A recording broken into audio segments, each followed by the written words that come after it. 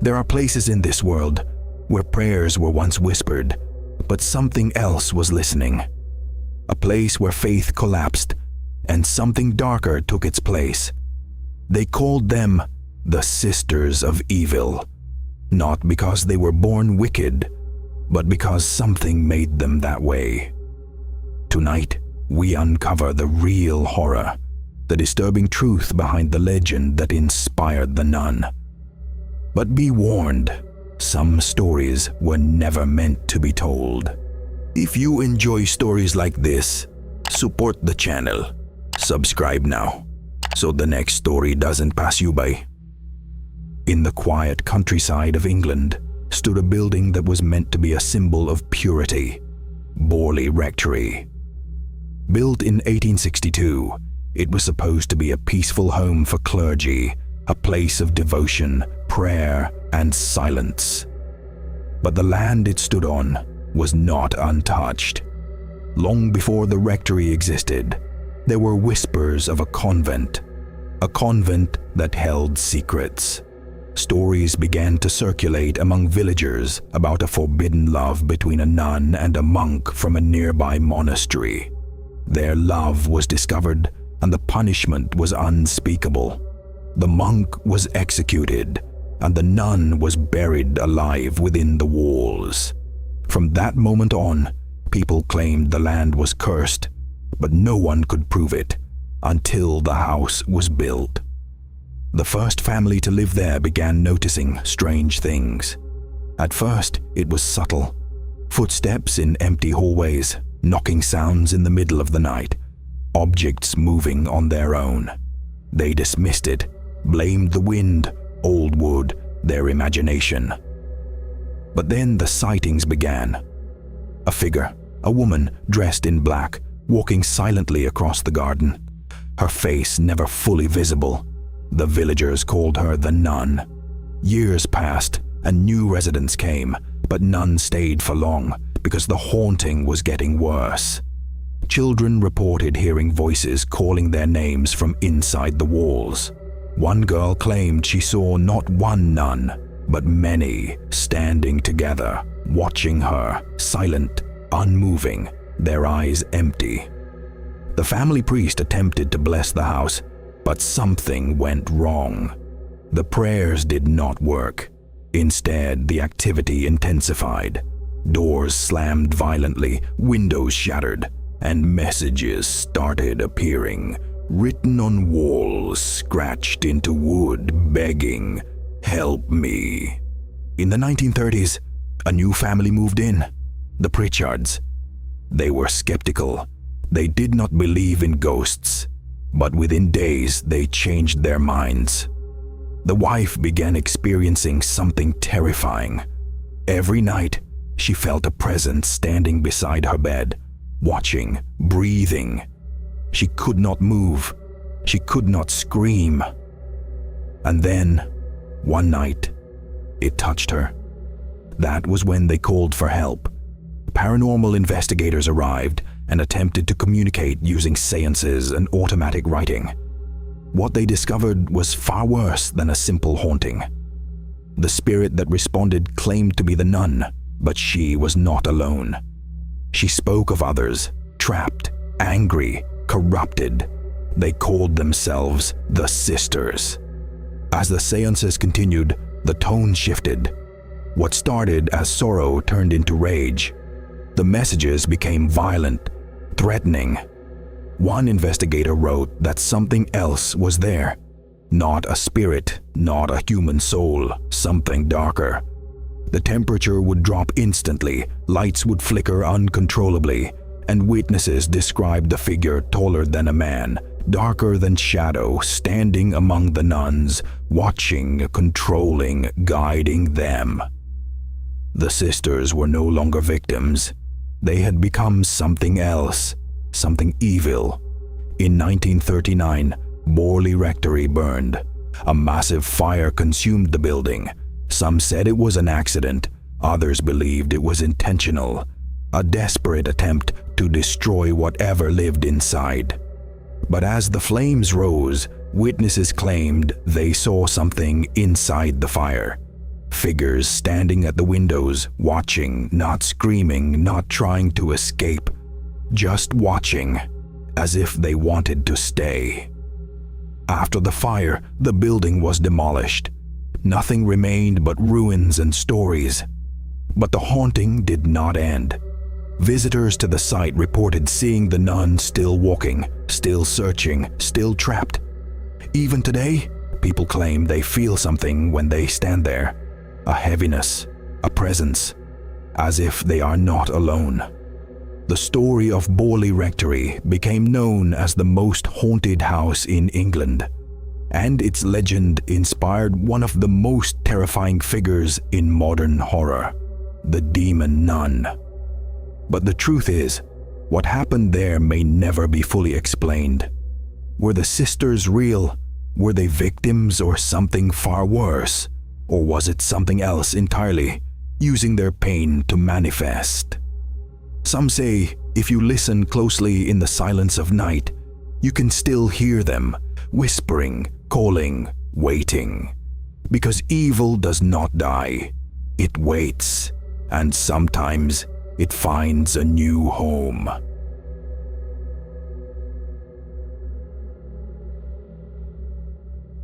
There are places where nature feels too quiet, where the wind carries more than just sound.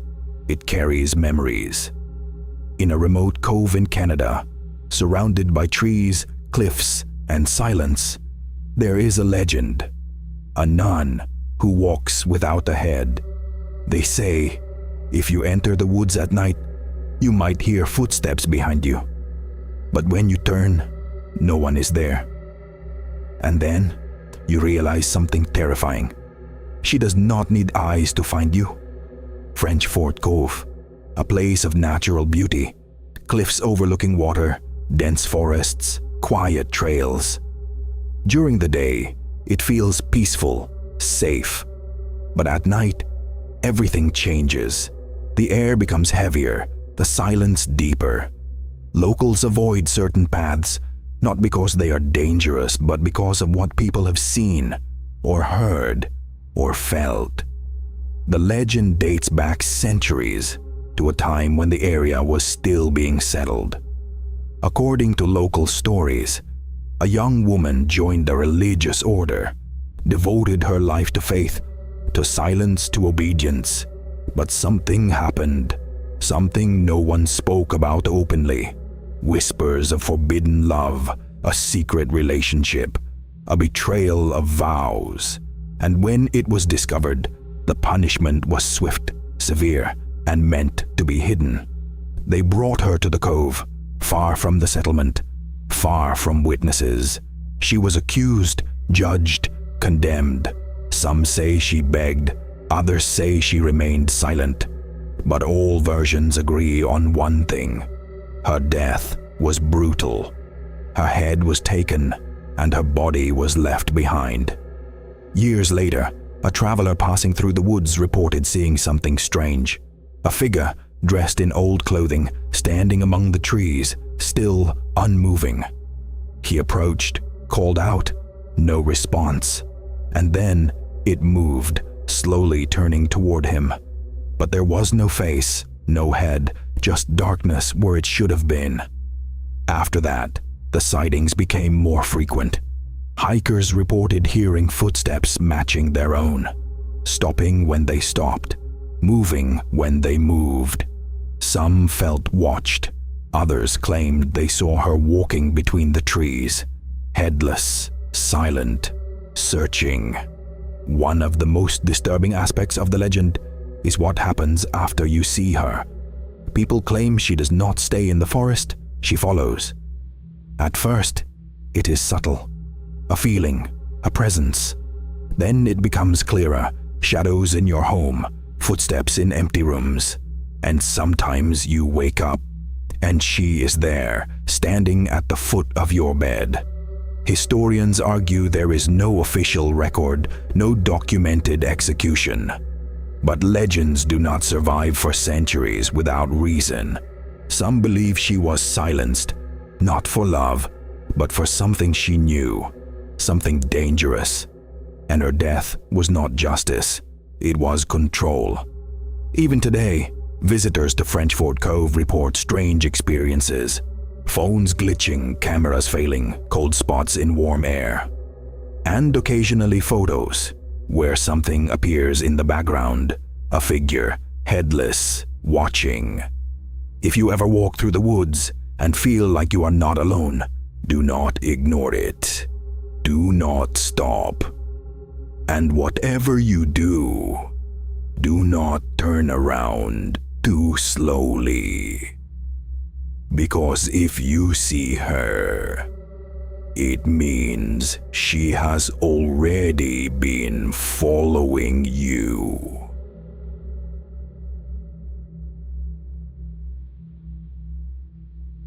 There are places where the past refuses to stay buried, where fire did not just destroy, it awakened something. In the Philippines, there are stories told in whispers about a nun who never left. They say if you walk past the old convent after midnight, you might smell something strange, not incense, not candles, but burning flesh. And if you see her, it is already too late. In a quiet province near Quezon City, hidden behind overgrown trees and broken gates, stood an abandoned convent.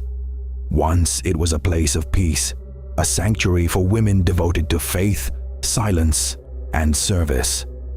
Locals called it San Rosario Convent, but no one went there anymore, not after the fire.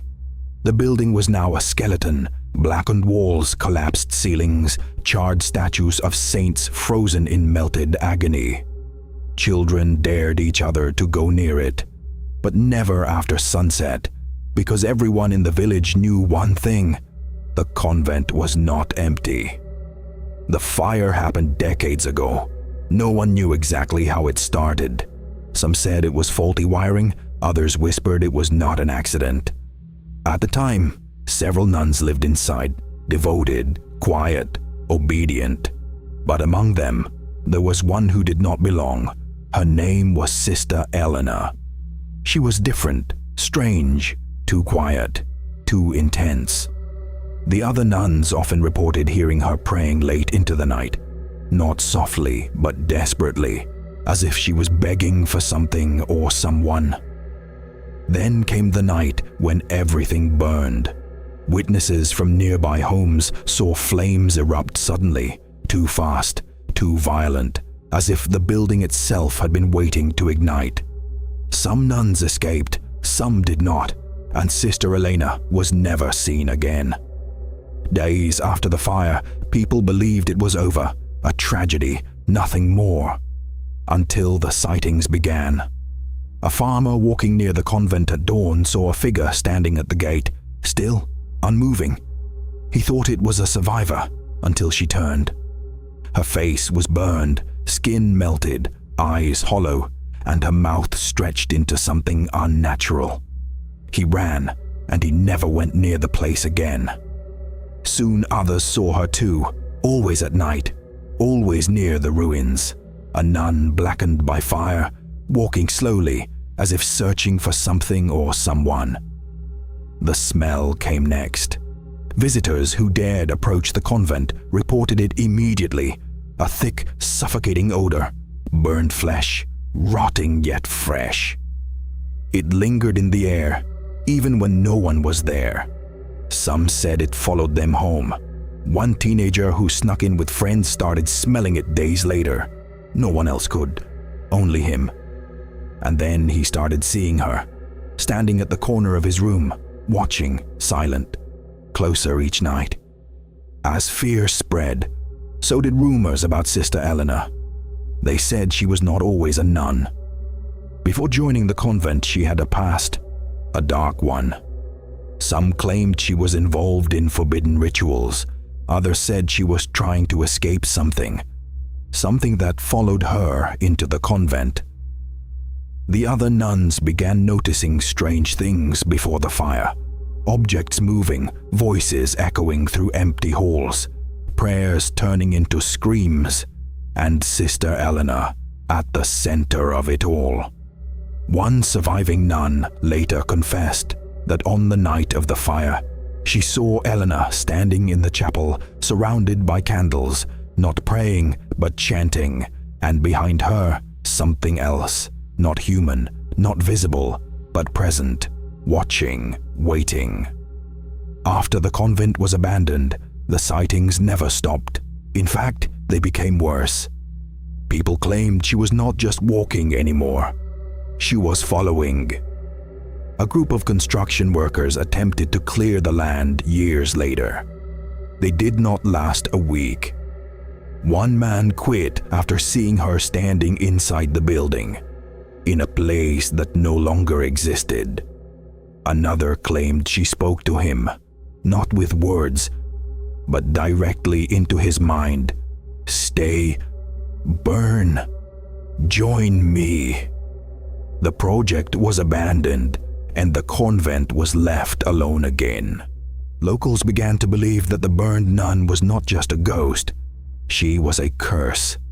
Anyone who saw her was marked. Accidents, nightmares, unexplained illnesses, and always the smell, burning. One story tells of a man who mocked the legend. He spent the night inside the ruins. He was found the next morning, alive but silent, his skin covered in burn marks. No fire, no source, just burns, and one word carved into the ground beside him: mine. Was Sister Elena a victim or something else entirely? Did she cause the fire, or did something inside her finally break free? Some believe the fire was not destruction.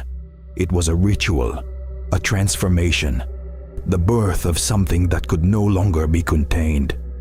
And now it roams, not just in the convent, but beyond it. If you ever find yourself near an abandoned place in the dead of night, and you smell something burning, do not look around, do not call out, and whatever you do, do not follow the sound of footsteps behind you, because she might be there, watching, waiting, and once she sees you, you never really leave.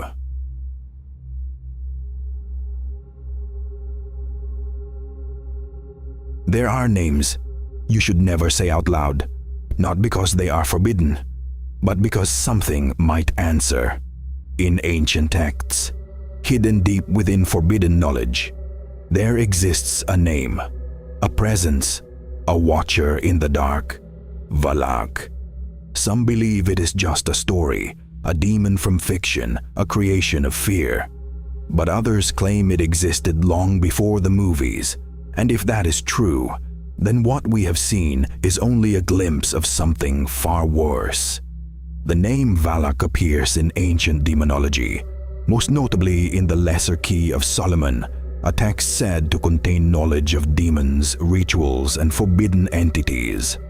According to the book, Valak is not just a spirit. It is a prince of hell, commanding legions, appearing as a child, riding a two-headed dragon. But appearances can be deceiving because Valak is not bound to one form. It adapts, it watches, it becomes whatever it needs to be. In modern times, the image of Valak changed. No longer a child, no longer a beast, but something far more disturbing. A nun, a symbol of purity, faith, devotion, twisted into something unholy. Why a nun? Because fear is strongest when it wears the face of trust. Witnesses in various alleged encounters describe the same thing. A tall figure, dressed in black, pale face, sunken eyes, and a smile that does not belong in this world.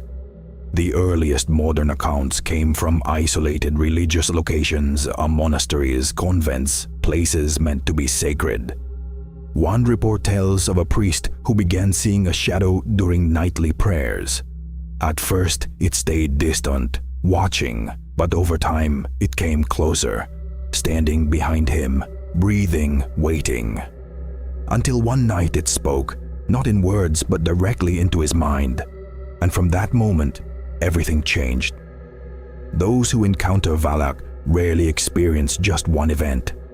It starts small, footsteps, shadows, a feeling of being watched. Then escalation, objects moving, voices calling their name, dreams that feel too real, and always the same figure, watching from the darkness, getting closer each night. Many victims report something disturbing. After seeing the entity, they feel marked, not physically, but mentally, emotionally, as if something has attached itself to them. They begin to change, paranoia, fear, isolation, and sometimes they begin to see it, even in daylight. Some believe the nun form is not Valak's true appearance.